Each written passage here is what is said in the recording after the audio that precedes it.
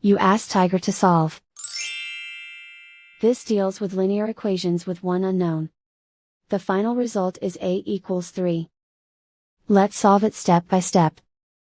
Simplify the expression. Expand the parentheses.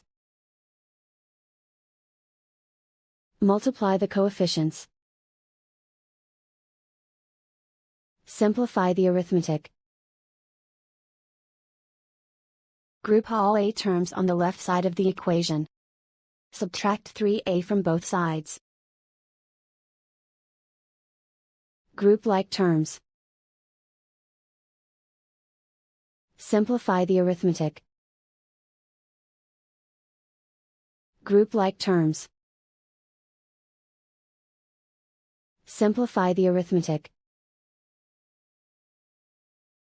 Group all constants on the right side of the equation. Add 8 to both sides. Simplify the arithmetic.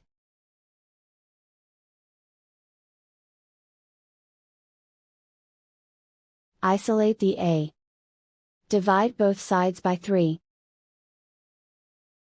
Simplify the fraction. Find the greatest common factor of the numerator and denominator. Factor out and cancel the greatest common factor. And so the final result is a equals 3.